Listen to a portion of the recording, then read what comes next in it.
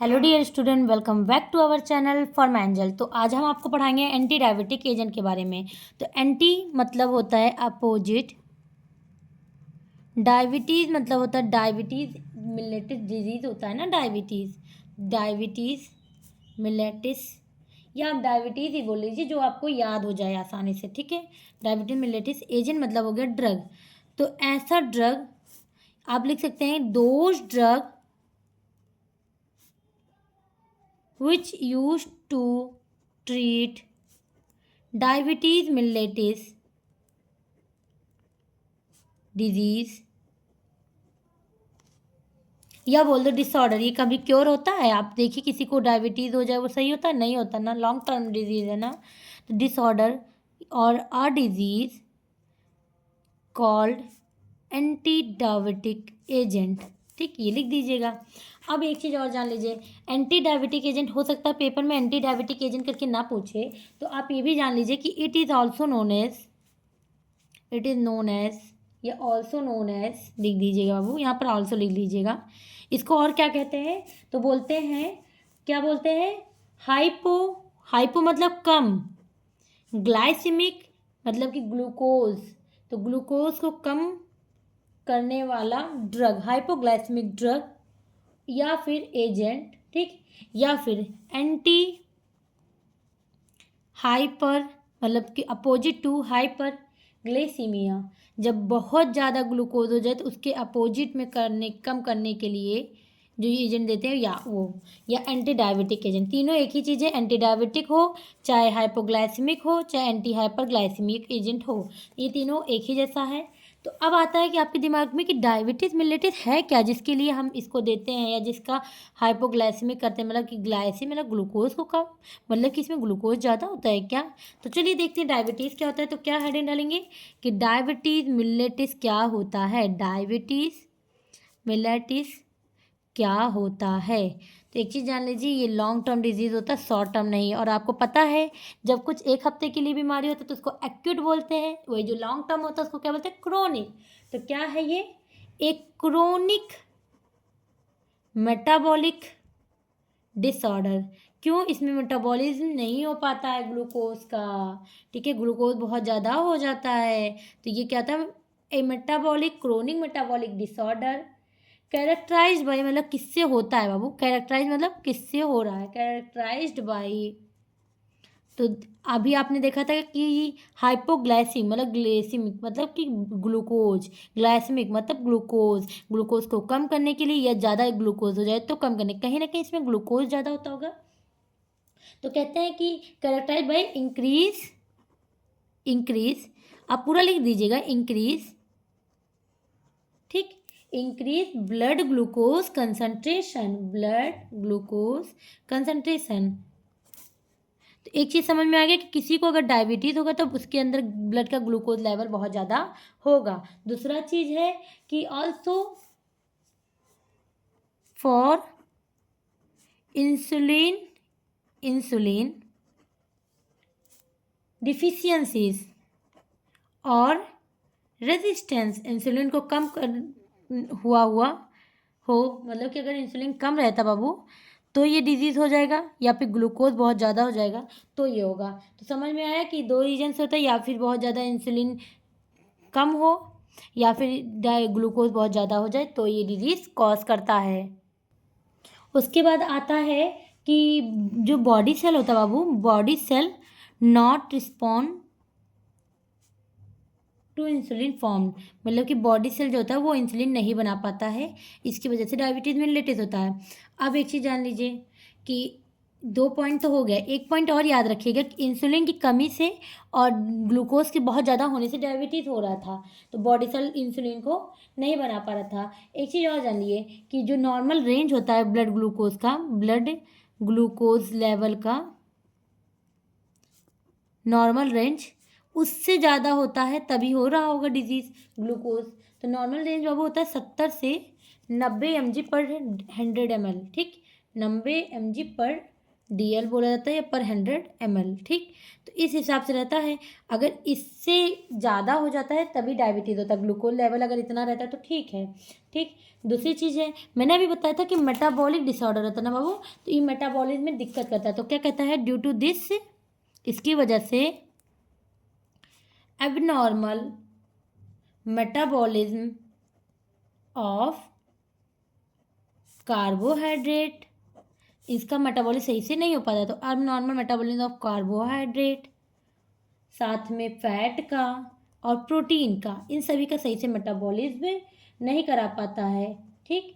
अब ये चीज़ हो गया। अब मैं आपको एक चीज़ बताती हूँ होता क्यों है, ठीक है। ये तो समझ में आ गया कि एंटी डायबिटिक क्या होता है, डायबिटीज मिलेटिस क्या था। अब होता कैसे है, तो हमारे एक बॉडी में होता है पेंक्रियाज। ज़्यादा अच्छे से फिगर तो नहीं बना रही हूँ, लेकिन पेंक्रियाज। अब पेंक्रियाज कुछ ऐसे पत्ती नुमा होता है।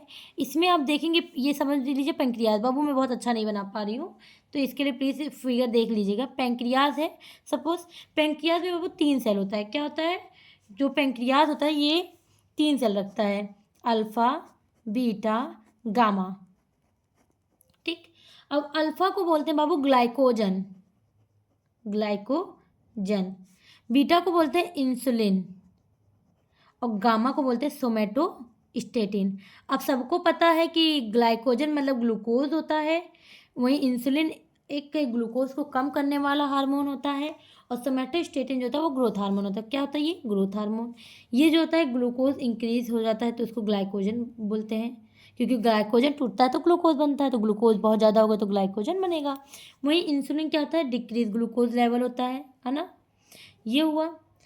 अब बाबू इसमें पेंक्रियाज का बीटा सेल सही से काम नहीं कर पाएगा और इंसुलिन का फॉर्मेशन नहीं हो पाएगा, तो डायबिटीज़ मेलिटिस होगा। या फिर बीटा सेल काम नहीं कर रहा था, ग्लूकोज बहुत ज़्यादा हो गया, तो डायबिटीज़ मेलिटिस हो रहा है। तो डायबिटीज़ मेलिटिस कैसे हो रहा है, तो ये चीज़ होती है। अब देखो एक चीज़ आपके दिमाग में आता है कि अल्फा बीटा गामा सेल आता कैसे है। तो देखो पेंक्रियाज जो होता है बाबू, इसके 2 ग्लैंड होते हैं। आप ध्यान से पढ़े होते हैं अगर, तो आपको पता ही होगा पहले से ही कि पेंक्रियाज जो होता है बाबू, इसके 2 ग्लैंड होते हैं। एक होता है इंडोक्राइन, एक होता है एक्सोक्राइन, एक्सोक्राइन ग्लैंड, एक होता है बाबू इंडोक्राइन ग्लैंड, ठीक। 2 तरीके का ग्लैंड होता है। अब जो इंडोक्राइन ग्लैंड होता, एक्सोक्राइन ग्लैंड होता है, ये तो सबको पता है कि इसमें क्या होता है, पैंक्रियाटिक डक्ट होता है। इसमें पैंक्रियाटिक डक्ट के थ्रू क्या निकलता है, पैंक्रियाटिक जूस, ये होता है। लेकिन बाबू जो इंडोक्राइन ग्लैंड होता है, इसी में होता है अल्फा बीटा गामा। समझ में आया।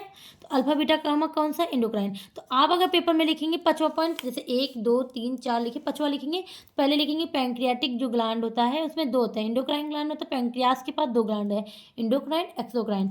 इंडोक्राइन से अल्फा बीटा गामा सेल होते हैं, ये सब सेल होते हैं बाबू। और एक्सोक्राइन से पैंक्रियाटिक डक्ट होता है जिससे पैंक्रियाटिक जूस निकलता है। अब अल्फा बीटा गामा से ये होता है, ये होता है, ये तो बीटा सेल जब सही से काम नहीं कर पाता है, जिसकी वजह से क्या होता है, डायबिटीज मिलेटिस होता है। ये चीज़ समझ में आया। अब इसी के साथ में एक चीज़ और क्लियरली समझ लीजिए। हम जैसे मान लीजिए कुछ खाते हैं बाबू, ठीक। ये हमने आपको 5वां पॉइंट बताया था, छठवां सुनिए। क्या होता है कि हम कुछ खाते हैं, जैसे हमने डाइट लिया, कुछ खाया, अब डाइट से हमारे पेट में गया, वो फिर स्मॉल इंटेस्टाइन में जाता है, वहाँ एब्जॉर्प्शन होता है। एब्जॉर्प्शन में वो क्या बनाता है, कार्बोहाइड्रेट। क्या बनाता है, कार्बोहाइड्रेट। ये कार्बोहाइड्रेट क्या है, कहीं ना कहीं ग्लूकोज है। आपने तो पढ़ा है कार्बोहाइड्रेट मोनोसेकेराइड सिंगल फॉर्म, सबसे छोटा फॉर्म ग्लूकोज होता है, तो ये है ग्लूकोज। अब ये कहाँ जाता है, हमारे जीआईटी में रहता है ना, जीआईटी में। अब जीआईटी से ये जाता है बाबू ब्लड में। ये ग्लूकोज जो था, ग्लूकोज ये कहाँ जाता है, ब्लड में, ठीक। अब ब्लड जो होता है सेल, ये ब्लड है सपोज। अब ब्लड क्या, ये अपटेक करता है, और अपटेक करके यही इंसुलिन काम करता है बाबू। इंसुलिन जो होता है यही काम करता है, इंसुलिन वर्क यही करता है, ठीक। ग्लूकोज इसको ब्लड से अपटेक करके कहाँ पहुँचाता है, सेल पे, और सेल में ये बनाता है एटीपी, जिसको बोलते हैं एनर्जी का फॉर्म। क्या होता है, एनर्जी का प्रोडक्शन, ठीक। ऐसे काम करता है। अब जब ये डिजीज़ होता है बाबू, तो क्या होता है कि इसी का अपटेक नहीं होने देता, ये नहीं होने देता, सेल तक पहुंचता नहीं है, और ब्लड में ग्लूकोज लेवल बहुत ज़्यादा हो जाता है, जिसकी वजह से डायबिटीज़ होता है, एनर्जी बन नहीं पाता है। तो डिजीज़ कैसे होता है, हमने कुछ खाया, हमारे पेट में गया, वहाँ पर वो घुला और ग्लूकोज बनाया। अब ये ग्लूकोज जाता है हमारे ब्लड में है, जीआईटी या स्मॉल इंटेस्टाइन से जाता है ब्लड में। अब ब्लड में पहुँचा, ब्लड से वो जाता है सेल के पास और सेल एटीपी बनाता है। लेकिन जब हम देखते हैं कि डायबिटीज़ हो जाता है, जब आपका बीटा सेल काम नहीं करता या ग्लूकोज बहुत ज़्यादा हो जाएगा, तो ये अपटेक नहीं होने देता है और इंसुलिन काम नहीं कर पाता बीटा सेल खराब होने की वजह से, तो ये सेल तक पहुँचता नहीं और ब्लड में ग्लूकोज लेवल बहुत हाई होने की वजह से क्या होता है, डायबिटीज़। हमने क्या कहा था, increase blood glucose concentration in blood, वो क्या कराता है, डायबिटीज़। तो ऐसे होता है। अभी आप दवा भी देखेंगे तो देखेंगे कहीं ना कहीं यही सारी चीज़ों पे काम करता है। ठीक, ये चीज़ें समझ में आ गई हो तो अगला टॉपिक बताती हूँ। अगला पॉइंट ये है कि डायबिटीज़ कितने टाइप के होते हैं। ठीक है, अब क्या आता है दिमाग में कि types of diabetes, types of diabetes. तो अगर आप डायबिटीज़ का टाइप देखेंगे या डायबिटीज़ मैनेजमेंट, ये टाइप्स बोलो या मैनेजमेंट ऑफ डायबिटीज़, बात एक ही है। तो अलग अलग डिपार्टमेंट के बच्चे देखते हैं, इसलिए मैनेजमेंट भी बता दूं, क्योंकि नर्सिंग और इवन डी फार्मा के कुछ बैच के बच्चों को मैनेजमेंट भी पूछता है पेपर में। तो मैनेजमेंट और टाइप ऑफ डायबिटीज़ जो होता है वो दो टाइप का होता है, टाइप 1 और टाइप 2। स्पेशली बाबू हम यहाँ पर टाइप 2 पढ़ेंगे, लेकिन हमको जानकारी तो होना चाहिए कि दो टाइप का डायबिटीज़ होता है। एक होता है आईडीडीएम, क्या होता है आईडीडीएम, और दूसरा होता है एनआईडीएम, डीडीएम। अब दिमाग में आता होगा कि आईडीडीएम का फुल फॉर्म क्या होता है, तो आईडीडीएम का होता है insulin dependent, insulin dependent diabetes mellitus, diabetes mellitus, insulin dependent diabetes mellitus. वहीं दूसरा क्या होता है, नॉन इंसुलिन डिपेंडेंट। अब डायबिटीज मिलेटिस आप समझ लीजिएगा, दोनों हो गया। अब बाबू एक चीज़ जान लेना कि ये जो होता है इसको बोलते हैं, दूसरा नाम होता है जुवेनिलिन डायबिटीज़। क्यों बोलते हैं, ड्यूवेलिन मतलब होता है बच्चा। ठीक, ये इंसुलिन ना बनने देता है, बीटा सेल जो होता है वो डिस्ट्रॉय हो जाता है। क्या होता है, बीटा सेल डिस्ट्रॉय हो जाता है, जिसकी वजह से इंसुलिन नॉट फॉर्म, और इंसुलिन नहीं बन पाता है। और नो इंसुलिन, इसकी वजह से क्या होता है, इंसुलिन का हम क्या देते हैं इसमें, इंजेक्शन देते हैं। तो इसमें क्या होता है कि पैंक्रियाटिक सेल काम नहीं करता है। No insulin, beta cell destroy, तो pancreatic cell, beta cell not work. और जानते हैं जब इंसुलिन का प्रोडक्शन नहीं हो पाता है और नहीं हो कुछ हो पाता है, pancreatic beta cell not work, destroy हो जाता है ये भी, तो इसकी वजह से हम इसमें क्या देते हैं, इंसुलिन का इंजेक्शन। क्या देते हैं, इंसुलिन का इंजेक्शन। और ये डायबिटीज़ बाबू अक्सर देखेंगे तो ये ज़्यादातर बच्चों में होता है। किसी का पैंक्रियाज बचपन से ही खराब होता है तो होता है, तो ये किस में होता है, बच्चों में। तो किस में होता है, ज़्यादातर चिल्ड्रेन में। ठीक, और ये बहुत लेस कॉमन है, बहुत कम लोगों को, बहुत रेयर केस में ही लोगों को दिखता है ये वाला। और मोस्ट कॉमन है जो ये है। अब ये कैसे होता है बाबू, तो ये देख लीजिए, इसका बहुत नॉर्मल है कि एडल्ट ऑनसेट डायबिटीज़ है, ये बड़े होने के बाद होता है, बुजुर्गों में जैसे होता है या बड़े होने के बाद होता है ऑनसेट डायबिटीज़। ठीक, अब ये क्या होता है, ग्लाइकोजन ज़्यादा बनने लगे तो होता है, क्या होता है, ग्लाइकोजन इंक्रीज तो होता है। ये जो डायबिटीज़ होता है ये बॉडी सेल में ग्लूकोज के लेवल के हाई होने की वजह से होता है। ये क्रोनिक कंडीशन होता है, ये लॉन्ग टर्म डिजीज़ होता है और ग्लूकोज बहुत ज़्यादा बनने लगता है, ब्लड ग्लूकोज, शुगर, ये ग्लूकोज। ठीक, ये होता है। अब आप समझ में आ गया, टाइप 2 होते हैं। इसके साथ अब एक चीज़ जान लीजिए, सिम्टम्स क्या होता है, किसी को मान लीजिए हो गया, जैसे ये तो आपको समझ में आ गया कि टाइप 1 टाइप 2। अब आता है सिम्टम्स, मान लो किसी को डायबिटीज़ है। ठीक, तो डायबिटीज़ के सिम्टम्स क्या होते हैं, तो याद रखना डायबिटीज़ का बहुत कॉमन सिम्टम है कि इंसान को प्यास बहुत लगेगा, भूख बहुत लगेगा, वॉशरूम यूरिनेशन टॉयलेट बहुत बार जाएंगे। ठीक, और वॉशरूम करते समय उनकी वॉशरूम में से ग्लूकोज निकलता है। ठीक, वॉशरूम में से ग्लूकोज निकलता है, जो ग्लूकोज जो होता है वो ग्लूकोज की वजह से चींटी लगता है, तो वॉशरूम जाएंगे तो चींटी लगता है, तो ये होता है इसका मेन चीज़। ठीक है, ये हो गया। तो ये क्या सिम्टम्स है, पहला डिप्सिया। दूसरा क्या है? पॉलीफेगिया। तीसरा क्या है? पॉलीयूरिया। चौथा क्या है? ग्लाइकोसियूरिया। ठीक, ये इसके हैं। अब देखो पॉलीडिप्सिया क्या होता है? एक्सेस थ्रस्ट, बहुत ज़्यादा प्यास लगना। पॉलीफेगिया क्या होता है? इंक्रीज हैंग्री, बहुत ज़्यादा भूख लगना। ठीक। पॉलीयूरिया क्या होता है? एक्सेस, बहुत ज़्यादा यूरिनेशन, वॉशरूम जाना।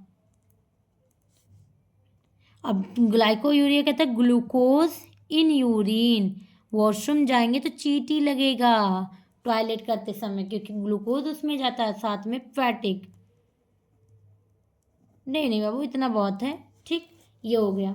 अब अगला आता है कॉजेज। 4 मेन सिम्टम्स से ये याद रखो। ठीक, कॉजेज क्या होता है? कारण। तो कॉजेज बाबू इसका क्लियर है कि पहला है कि डिफेक्ट इन इंसुलिन फॉर्मेशन, मतलब कि इंसुलिन के फॉर्मेशन सही से ना हो पाए, डिफेक्ट इन इंसुलिन फॉर्मेशन। अच्छा, कॉजेज को ही आप लिखते हैं इपिटोलॉजी क्या होता है, डर्मेटोलॉजी जो भी लिखते हैं तो वही होता है, वही लिख लीजिएगा। तो ये जो होता है कॉजेज जो होता है ईटियोलॉजी होता है, सॉरी हाँ ईटियोलॉजी। तो ये कॉजेज ईटियोलॉजी बात एक ही है। Defect in insulin formation, insulin सही से नहीं बन पाता बाबू, एक रीज़न ये होता है। दूसरी चीज़ है secretion and action of obesity, बहुत ज़्यादा ओबिसिटी हो जाता है। ओबिसिटी मतलब मोटापा, तो इसकी वजह से दिक्कत होती है। इनएक्टिव लाइफस्टाइल, आपका लाइफस्टाइल सही से ना हो, इसकी वजह से होती है। दूसरी चीज़ है फैमिली हिस्ट्री, मतलब कि ऑलरेडी आपके पेरेंट्स को था, जेनेटिक दिक्कत था, तो आपको भी हो सकता है। ठीक, उसके साथ में इंक्रीज डेली जो होता है एक्सरसाइज डाइट ऑफ ग्लूकोज, बहुत ज़्यादा ग्लूकोज को लेंगे, कार्बोहाइड्रेट को लेंगे, मीठे चीज़ों को लेंगे तो होगा ही होगा। तो ये सब कुछ कॉजेज होते हैं जिनकी वजह से क्या होता है, डायबिटीज़ मिलेटिस इंसान को होता है। अब ये चीज़ें अगर आपको समझ में आ गई है, फिर आगे हम आपको बताएं क्या चीज़ें हैं। तो देखो ये अगर समझ में आ गया तो अब आपको बताते हैं एंटी डायबिटिक एजेंट क्या होते हैं। ठीक, एंटी डायबिटिक बताओ। ठीक, तो देखिए एंटी डायबिटिक एजेंट तो मैंने अभी आपको समझाया ही था क्या था। तो क्या करता था ये anti diabetic agent? Treat diabetes, पहला पॉइंट यही बताई थी मैं। दूसरा क्या बताई थी? लो करता है ब्लड शुगर को, लो ब्लड शुगर लेवल, मैंने बताया था ना ब्लड में ग्लूकोज बहुत ज़्यादा हो जाता है। ठीक, और कुछ? अब देखो ये फॉलोइंग टाइप्स के होते हैं बाबू। सबसे मेन चीज़ होता है कि एंटी डायबिटिक एजेंट जो होता है फॉलोइंग टाइप्स का होता है, अलग अलग तरीके का होता है। अब कितने टाइप का होता है तो चलिए देखते हैं। 3 टाइप का होता है बाबू। कितने टाइप का होता है? 3 टाइप का। पहला तो इंसुलिन, जैसे जैसे आपने बोला था इंसुलिन डिपेंडेंट डायबिटीज मेलिटिस, जिसको इंसुलिन नहीं है, जिसके बॉडी में पेंक्रियाज का बीटा सेल काम ही नहीं कर रहा है बाबू, उसको तो हम इंसुलिन का इंजेक्शन देंगे ना, हम उसको इंसुलिन का इंजेक्शन देंगे ना, तो इंसुलिन का इंजेक्शन दे दीजिए।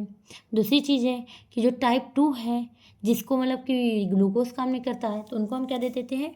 Oral hypoglycaemic. कुछ टाइप 2 डायबिटीज़ में भी जिसको मतलब कि बीटा सेल सही से काम नहीं कर रहा था, तो इंसुलिन कम हो गया था, इंसुलिन नहीं बन पाया, तो उसकी वजह से क्या होता था कि ग्लूकोज ज़्यादा हो गया था, उन लोग भी इंसुलिन देते हैं, ऐसा नहीं है, तो वो रेयर केस में देते हैं लेकिन। ठीक, और कुछ न्यूअर ड्रग आता है, नया नया ड्रग जो बना है, इतने होते हैं कैटेगरी। अब इंसुलिन में भी देखेंगे तो इंसुलिन का जो इंजेक्शन है वो 3 टाइप के हैं। शॉर्ट एक्टिंग, दूसरा चीज़ है इंटरमीडिएट, वेरी लॉन्ग एक्टिंग।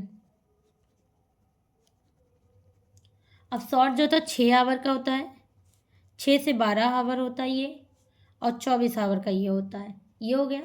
अब आता है ओरल एंटी डायबिटिक एजेंट क्या आता है? अच्छा, ये कहाँ यूज होता है? टाइप 1 में, मैंने बताया ना बाबू ये टाइप 1। ये कहाँ यूज होता है? टाइप 2 में। चलो टाइप 2 देखते हैं अब। ठीक है, टाइप 2 तो ओरल एंटी डायबिटिक एजेंट, इनका अब मोड ऑफ एक्शन देखते हैं, और यहाँ से होता है यूनिट खत्म। ये फार्माकोलॉजिकल एक्शन है ना, तो चलिए देखते हैं अब इसको। तो देखिए बाबू ये है इंजेक्शन, इंसुलिन के जो इंजेक्शन थे rapid, short, intermediate, long acting वो हैं। अब इसके बाद से मैं आपको दिखा रही हूँ ड्रग के बारे में, ठीक है। अब ड्रग जो हमें पढ़ना मेन चीज़ क्या है, ओरल एंटी डायबिटिक ड्रग। ये बहुत इंपॉर्टेंट होता है, पेपर में बहुत ज़्यादा आता है टाइप 2 का, ठीक। अब इसमें देखिए कैसे काम करता है। तो सबसे पहले हम देखते हैं पोटेशियम चैनल ब्लॉकर सल्फोनिलयूरिया। उसके बाद देखेंगे मिग्लिटिनाइड जो कि क्या करता है, इन्हेंस करता है, इंसुलिन को बढ़ाने की कोशिश करता है। फिर ओवरकम इंसुलिन की रेजिस्टेंस, जो इंसुलिन कम हो रहा था उसको रोकने की कोशिश करता है। फिर रिटार्ड कार्बोहाइड्रेट एब्जॉर्प्शन, मतलब कार्बोहाइड्रेट के एब्जॉर्प्शन पे ध्यान देता है कि एब्जॉर्प्शन जो होता है ग्लूकोज का ज़्यादा हो जाए, मतलब कि ज़्यादा से ज़्यादा ग्लूकोज ब्लड में जा सके, ब्लड से सेल में जा सके, ठीक। फिर आता है यहाँ सोडियम चैनल और डोपामाइन।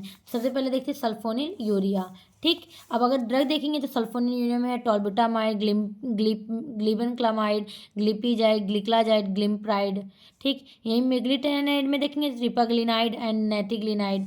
फिर बेगुनाइड में देखेंगे तो मेटफॉर्मिन एकमात्र है। थायाजोलिडोन में देखेंगे तो पायोग्लिटाजोन है। वहीं DDP-4 पे जो DDP-4 में देखेंगे इनहिबिटर में तो sitagliptin, vildagliptin, saxagliptin, teneligliptin, alogliptin and linagliptin.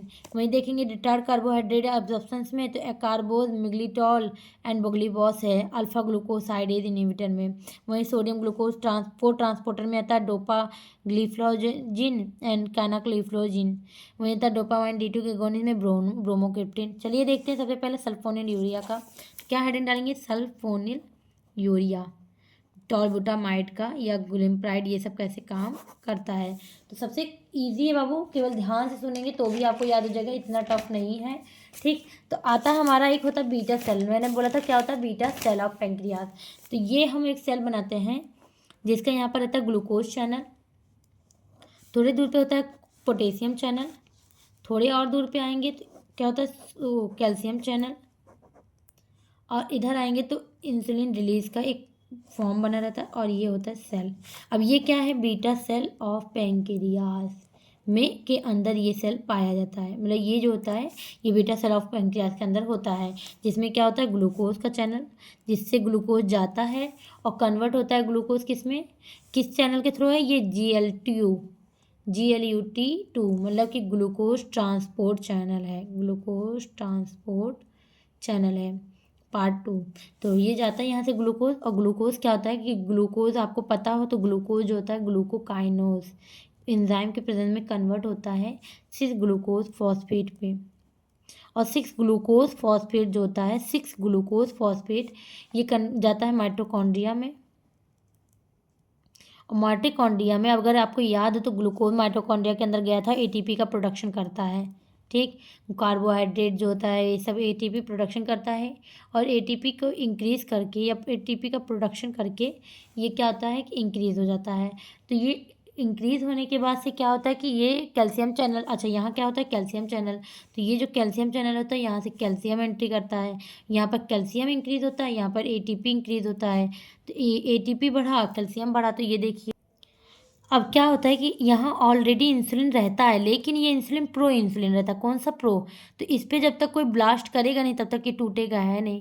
लेकिन ये क्या होता है कि ये इंसुलिन कैल्शियम जो होता है ये यहाँ से रिलीज हो जाता है, यहाँ से क्या होता है जाता है पोटेशियम चैनल से निकल जाता है। यहाँ कौन सा चैनल रहता है, तो यहाँ देखेंगे पोटेशियम चैनल होता है जिसको बोलते हैं पोटेशियम ATP सेंसिटिव। तो जितना भी पॉजिटिव चार्ज रहता है ये यहाँ से निकलता है, ये जाता है ऐसे, फिर यहाँ से निकलता है, फिर ऐसे ये एंट्री मार लेता है, तो ऐसे बार बार होता रहता है, निकलता रहता है। तो क्या होता है कि पोटेशियम चैनल की वजह से ये बाहर रीअटैक हो जा रहा था, बाहर निकल जा रहा था, ठीक, ये हो रहा था। तो एक चीज़ एकदम क्लियरली जान लीजिए, जो पोटेशियम चैनल था इसकी वजह से बाहर निकल, अगर इसको बंद कर देंगे तो पॉजिटिव चार्ज ज़्यादा रहेगा, और पॉजिटिव चार्ज जो कैल्शियम ज़्यादा हो जाता है तो ये जाकर ब्रेक डाउन कर देगा, तो इंसुलिन टूट के बाहर निकलेगा, ब्लड में रिलीज, ब्लड से मतलब इंसुलिन रिलीज होगा, तो इंसुलिन ब्लड में ज़्यादा हो जाएगा। लेकिन ये इसको टूटने ही नहीं देता क्योंकि पॉजिटिव चार्ज निकल जा रहा है, तो कैल्शियम इसको ब्लास्ट करता ही नहीं है। तो ये जो इंसुलिन रहता है इंसुलिन का ग्रेन्यूल्स प्रो फॉर्म में, लेकिन ये पोटेशियम चैनल ऐसे बार बार काम कर रहा है जिसकी वजह से यहाँ पर ये बचता ही नहीं है कि काम कर सके। तो ये क्या होता है, एक चीज़ और याद रखिएगा कि अगर सेल के अंदर पॉजिटिव चार्ज ज़्यादा रहता है, सेल के अंदर क्या होता है, सेल में पॉजिटिव चार्ज ज़्यादा होता है, ठीक, इंक्रीज रहता है किसके अंदर, इनसाइड सेल, तो क्या होता है कि डीपोलराइजेशन, अगर यही चीज़ मैं बोलूँ कि सेल में नेगेटिव चार्ज ज़्यादा रहता है तो क्या होता है, रीपोलराइजेशन, ठीक होता है। तो क्या होता है कि इसमें क्या होता है कि ऐसे बार बार हो रहा था, तो हम जब ड्रग को देते बाबू, तो देखो ड्रग कैसे काम करता है, बहुत आसानी से। ड्रग गया, ये बाइंड कर दिया, ब्लॉक कर दिया, क्या किया, ब्लॉक कर दिया। अब ये जो सल्फोनिल यूरिया था इसको ब्लॉक कर दिया। अब एक चीज़ अभी बाद में बताऊंगी, नहीं तो अभी आप कंफ्यूज हो जाएंगे।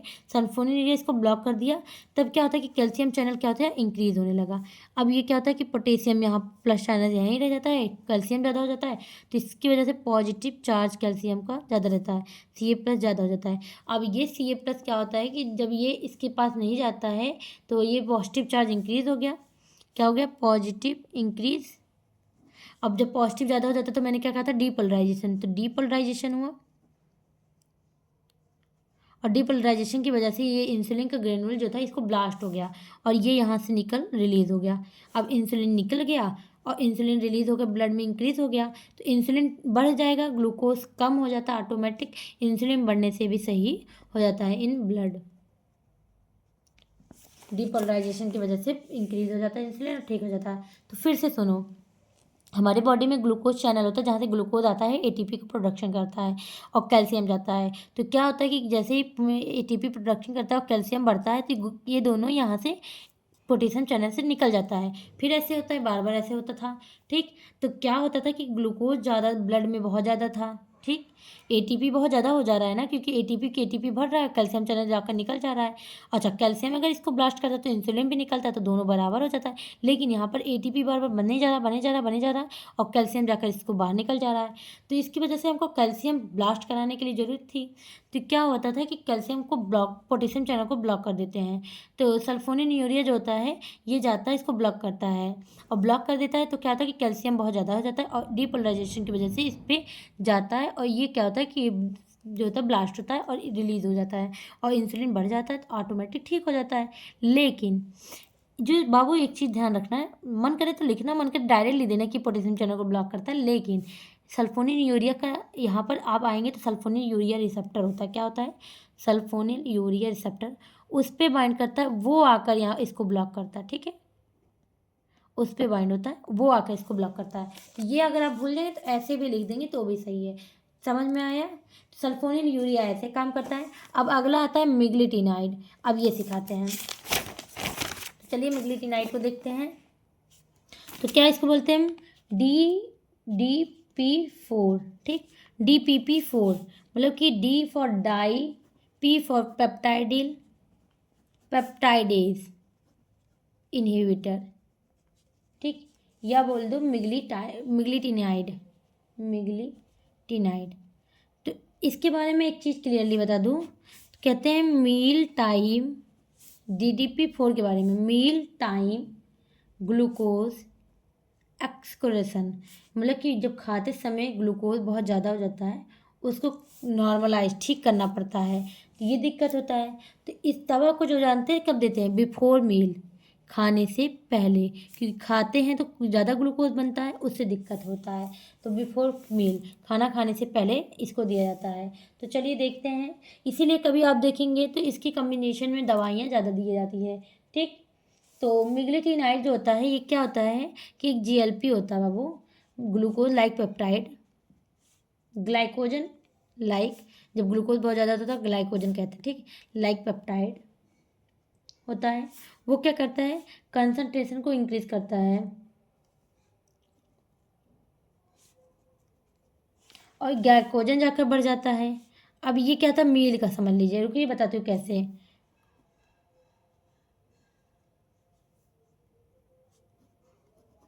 ठीक, अब सुनिए, खाना खाते हैं आप, जैसे कुछ खाया, ग्लूकोज में कन्वर्ट हुआ, वो ग्लूकोज हमारे पेट में गया, पेट में जाकर ब्लड में ग्लूकोज बहुत ज़्यादा इंक्रीज करता है, तो ग्लूकोज इंक्रीज होता है।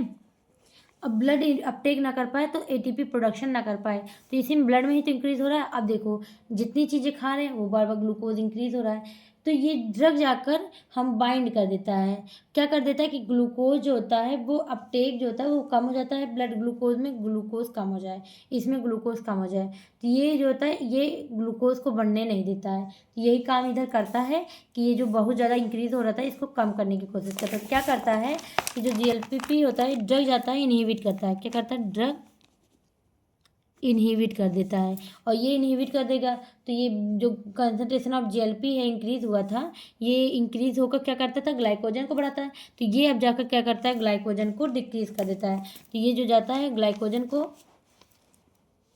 ड्रग डिक्रीज कर देता है, और ग्लाइकोजन डिक्रीज हुआ तो ब्लड में ग्लूकोज भी कम हो जाएगा और डिजीज हो गया। ठीक, ये होता है कि जो ग्लाइकोजन और ग्लूकोज बढ़ रहा था GLP के कंसंट्रेशन से बढ़ने की वजह से, तो ड्रग इसको इनहिबिट करता है तो इसका कंसंट्रेशन भी घट जाता है और ये सब चीज़ें भी ठीक हो जाता है। तो यही DPP-4 का था, ग्लाइकोजन को जो बढ़ रहा था उसको कम करना। ठीक, अब इसके बाद से आता है एक और इम्पॉर्टेंट ड्रग है मेटफॉर्मिन, बेगुनाइट।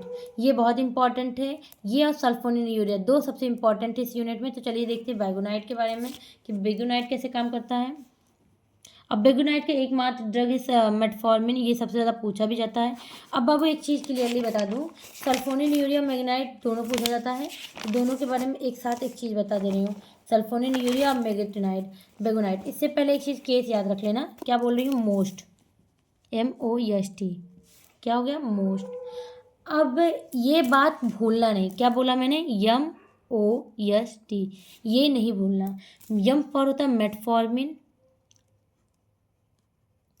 मेटफॉर्मिन हमेशा मोटे इंसान को देते, किसको, ओबेसिटी, जो मोटा होता है। ठीक, और सल्फोनिल यूरिया होता है, मेटफॉर्मिन सल्फोनिल यूरिया दो इंपॉर्टेंट है। अब दोनों को इकट्ठे बता दे रही हूँ, सल्फोनिल यूरिया हमेशा पतले इंसान को देते, थिन पीपुल। तो M for metformin, O for obesity, S for sulphonyl, T for thin. तो मेटफॉर्मिन जो देते हैं मोटे इंसान को देते हैं। अच्छा, मोटे इंसान को दवा देते हैं तो इसका मतलब उसका वजन घटाना होगा ना, तो जो ये मेटफॉर्मिन होता है ये वेट लॉस कराता है।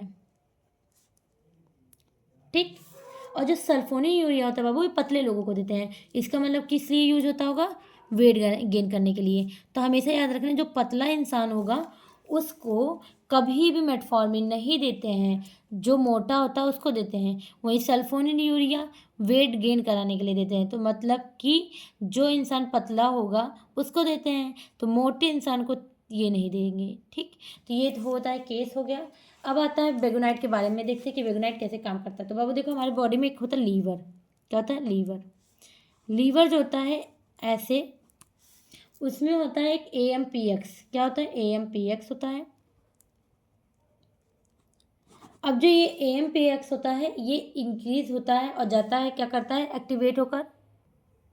तो ये जो AMPX होता है ये जाकर क्या करता है, एसिटाइल कोएंजाइम A बनाता है, क्या बनाता है, एसिटाइल कोएंजाइम A कार्बोक्सिलेज।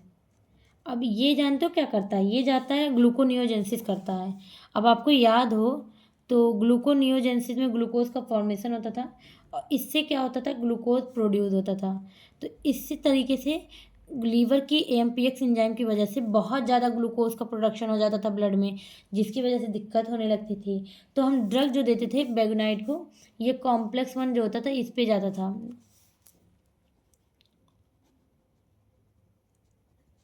इस पे वर्क करता था और जाता था। ये क्या करता था, इसको इनएक्टिवेट कर देता था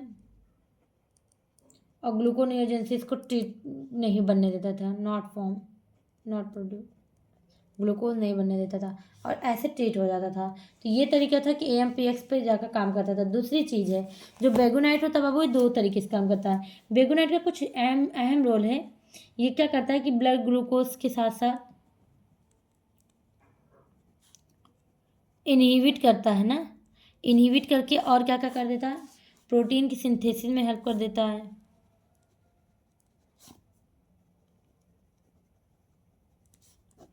अब्जॉर्प्शन कर देता है ब्लड ग्लूकोज का, और क्या करता है, हिपैटिक लीवर में ग्लाइकोजेनोलाइसिस कर देता है, ग्लाइकोजन का ब्रेकडाउन कर देता है, ग्लाइकोजेनोलाइसिस। अब एक चीज़ तो क्लियर हो गया होगा कि ड्रग या बाइंड होता होगा, तो तो ये इनएक्टिव करता है, इनएक्टिवेट किया, इनएक्टिवेट के साथ जो ग्लूकोजेनियोजेनेसिस होता है उसको ग्लाइकोजेनोलाइसिस कर देता है, ग्लाइकोजन का ब्रेकडाउन कर देता है। तो ये होता है। साथ में क्या होता है, यूटिलाइजेशन कर देता है ग्लूकोज का।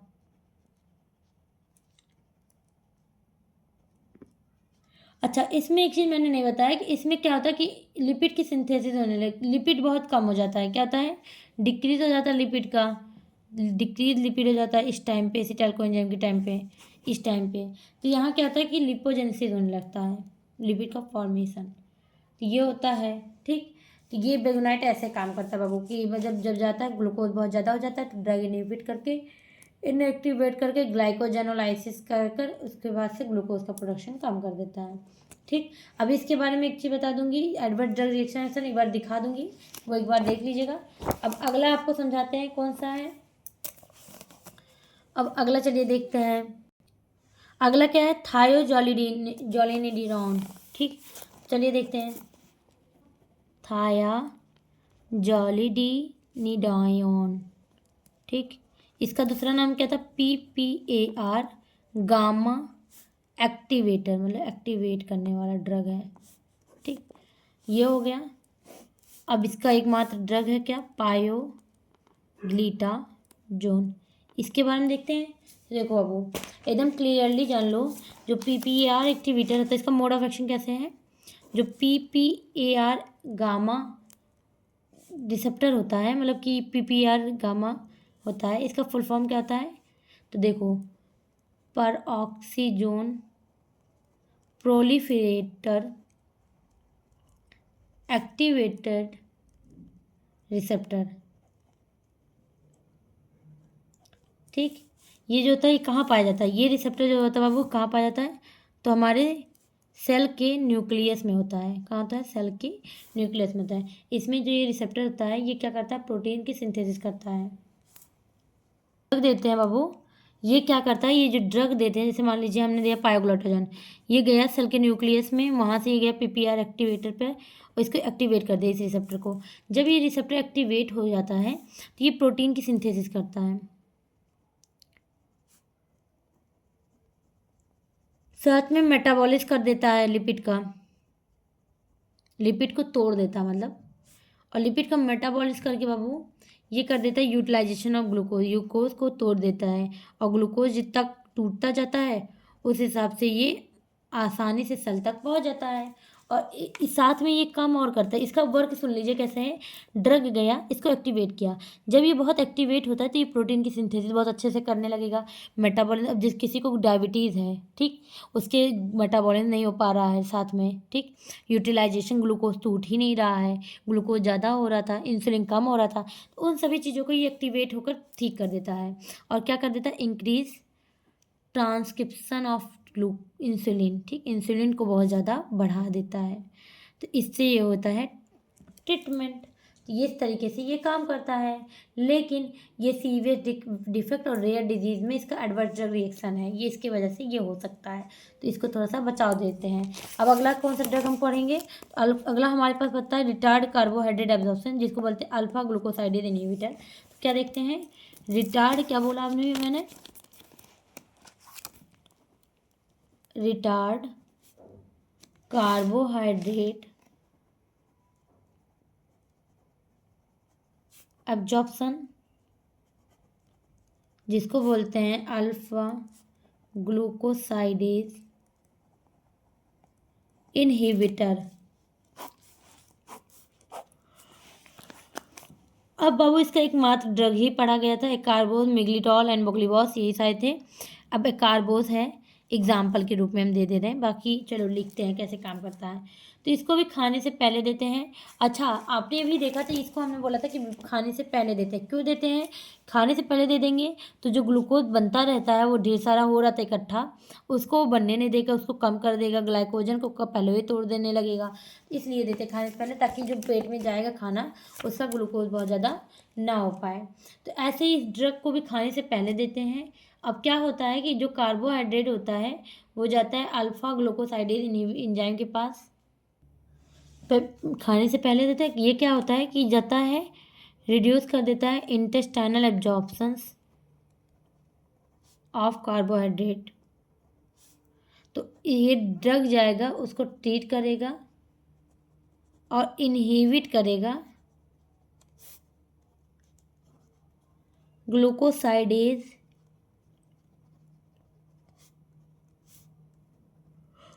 अल्फा ग्लूकोसाइडेज एंजाइम, और इसकी वजह से क्या होता है कि डिक्रीज रैपिड कार्बोहाइड्रेट अब्जॉर्प्शंस। ठीक, तो कार्बोहाइड्रेट एब्जॉर्प्शन कम हो जाता था, तो ड्रग गया इसको इनहिबिट कर देता है, तो कार्बोहाइड्रेट का एब्जॉर्प्शन सही से होने लगता है। तो जो ये कार्बोहाइड्रेट था, ये बाबू लार्ज मॉलिक्यूल था, या बोल दो कॉम्प्लेक्स कार्बोहाइड्रेट था, ये और टूटता है, और खूब टूट के क्या करते हैं, ये स्मॉल कार्बोहाइड्रेट में कन्वर्ट होते हैं। अब स्मॉल मतलब कि मोनो में कन्वर्ट हो गया, तो इसको बोलते हैं मोनोसेक्राइड। तो ऐसे ये ब्रेकडाउन होता रहता है और ये आराम से सेल के पास चला जाता है, और इससे क्या होता है, जीएलपी एक्टिवेट हो गया था ग्लूकोज का। ठीक, और ये प्रमोट होकर ब्लड के ग्लूकोज को कम कर देता है। क्या, डिक्रीज ब्लड ग्लूकोज लेवल। अभी रुको, समझ में नहीं आया होगा तो एक बार दोबारा बता देती हूँ। नॉर्मली क्या होता है बाबू कि जब हम लेते हैं तो ब्लड के अब्जॉर्प्शन रिड्यूस हो जाता है, कार्बोहाइड्रेट सही से अब्जॉर्ब नहीं कर पाता है, और ब्लड में बहुत ज़्यादा फिल होने लगता है, और किसी ऑर्गन सेल तक पहुंचता नहीं, एटीपी प्रोडक्शन नहीं कर पाता, तो डिजीज़ हुआ था। अब ये ड्रग जाता है, इस पर एक्टिवेट करता है, और कार्बोहाइड्रेट जो होता है वो ज़्यादा मॉलिक्यूल को तोड़ने लगता है, कार्बोहाइड्रेट ब्रेकडाउन होने लगेगा ड्रग की वजह से। और जब कार्बोहाइड्रेट टूटेगा मोनोसेक्राइड में, तो ये एक्टिवेट होकर ब्लड की ग्लूकोज को ऑटोमेटिक कम कर देगा। भैया ढेर सारा ग्लूकोज था, अब कम हो गया ऐसे ही, तो ग्लूकोज लेवल कम हो जाता है, ड्रग ऐसे काम करता है। तो यहाँ से होता है ये सारे मोड ऑफ एक्शन कंप्लीट।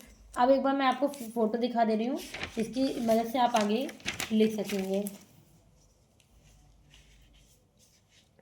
ठीक, तो चलिए देख लेते हैं एक बार फोटो सारी यूनिट के। तो चलिए देखते हैं, ये था आपको पहला ये। ठीक बाबू, तो इसको अब देखने के लिए स्टार्ट कर रहे हैं। तो ये देखो ऐसे ये वर्किंग है, कुछ इसके बारे में लिखना हो तो इसमें से देख कर लिख लीजिएगा।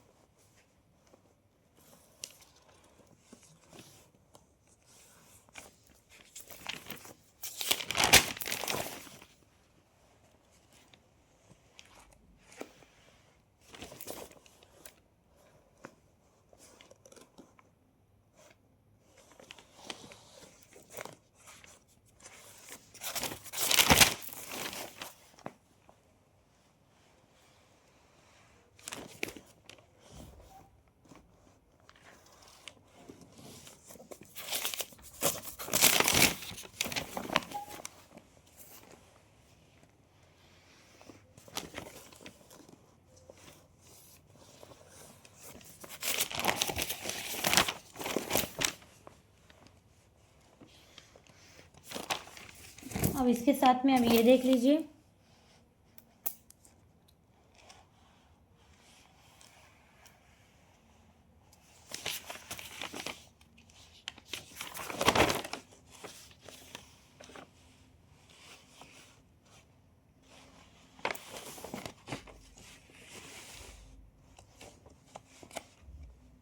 ठीक है। Please like, subscribe and share our channel for my angel.